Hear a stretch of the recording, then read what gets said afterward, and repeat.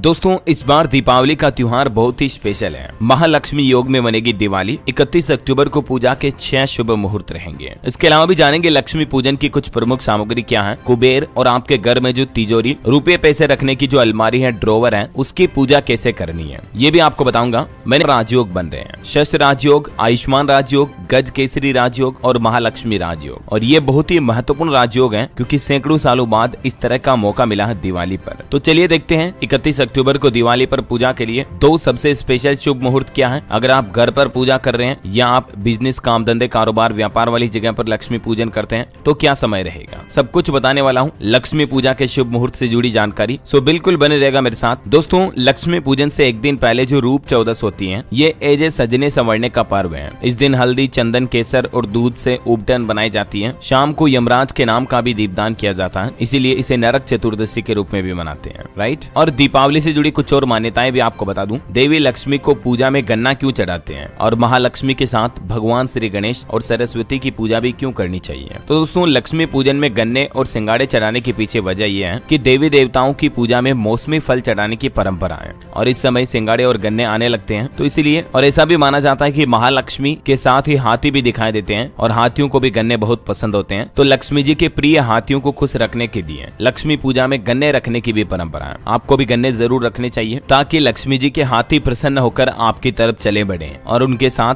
माँ लक्ष्मी जी भी आपके घर पर पधारेगी। तो इससे आपके घर में बरकत आएगी, धन दौलत, रुपये पैसों की कभी कमी नहीं होती, दिक्कत नहीं होती है। इसके अलावा भी महालक्ष्मी के साथ भगवान श्री गणेश और सरस्वती का पूजन क्यों करते हैं, ये बात हमेशा ध्यान रखिए दोस्तों। इन तीनों देवी देवताओं को एक साथ करने का ये संदेश है कि लक्ष्मी धन की, गणेश जी बुद्धि की और सरस्वती भी ज्ञान की प्रतीक है। तो धन कमाने और निवेश करने के लिए ज्ञान और बुद्धि की जरूरत होती है। यही वजह है कि लक्ष्मी जी के साथ गणेश और सरस्वती की भी पूजा करना अति शुभ रहता है। एक बात हमेशा ध्यान रखें, अकेले कभी भी लक्ष्मी जी की पूजा नहीं करनी चाहिए क्योंकि देवी लक्ष्मी धन का प्रतीक है और जीवन में सिर्फ धन से सुख, शांति और समृद्धि नहीं मिलती है। देवी लक्ष्मी के साथ आपको भगवान विष्णु, श्री गणेश और माँ सरस्वती की पूजा भी जरूर करनी चाहिए, है ना। इसके अलावा देवी लक्ष्मी का आसन ही कमल आसन है, इसीलिए लक्ष्मी पूजा में कमल फूल का इस्तेमाल जरूर करें। तो ये तो लक्ष्मी पूजा से जुड़ी कुछ खास बातें हो गई। एक और बात का ध्यान रखिए दोस्तों, दीपावली पूजा में कैसी भी हो महालक्ष्मी की तस्वीर, लेकिन ऐसी फोटो की पूजा कभी ना करें जिसमें महालक्ष्मी अकेली हो या खड़ी हुई लक्ष्मी हो, क्योंकि खड़ी हुई लक्ष्मी चंचल होती है। तो इसीलिए कमल पर विराजित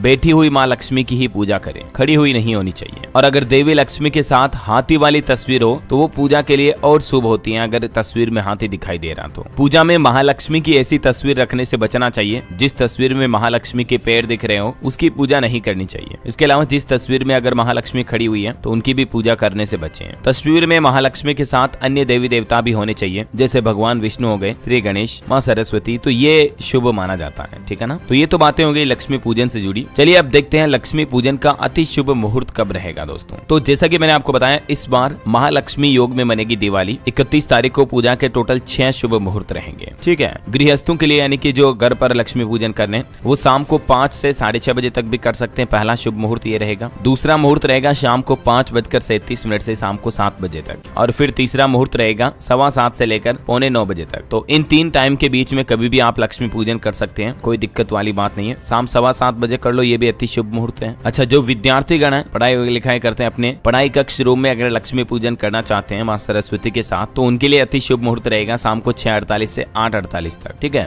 इसके अलावा जो व्यापारी लोग हैं, अपने काम धंधे, कारोबार, बिजनेस की जगह पर लक्ष्मी पूजन करना चाहते हैं, तो आप शाम को 7:15 से 8:45 तक कर सकते हैं, या फिर रात में निश्चित काल का मुहूर्त रहेगा 1:15 बजे से लेकर 3:27 तक। ये भी अति शुभ मुहूर्त है व्यापारियों के लिए। और वहीं किसान भाई लोगों के लिए भी शाम को 6:45 से लेकर 7:15 बजे तक लक्ष्मी पूजन करना अति शुभ रहेगा। दीपावली पर लक्ष्मी पूजन की सामग्री क्या क्या चाहिए होंगी, तो राम दरबार की फोटो भी साथ में रखे, शिव भैरव, दावत और कलम, चांदी के सिक्के, गेहूं, नारियल, लोटा, कलश के लिए एक लकड़ी की चौकी, लाल कपड़ा, गंगा जल, दूध, दही, घी, शहद, शक्कर, चंदन, चावल, हल्दी, कुमकुम, कमल, फल, फ्रूट, गन्ना, लौंग, पान, सुपारी, रुई बत्ती, तेल, धूप बत्ती, दीपक, माचिस, कपूर वगैरह, ये सारी चीजें आपको लक्ष्मी पूजन के आजकल तो मार्केट में जो रेडीमेड पैकेट मिलते हैं उन्हीं में मिल जाएगी। तो कुल मिलाकर इन चीजों का इस्तेमाल लक्ष्मी पूजन सामग्री में करना चाहिए, ठीक है ना। इसके अलावा लक्ष्मी पूजन के दौरान गणेश पूजा अवश्य करें, ये मंत्र बोलते हुए, ओम गम गणपतये नमः।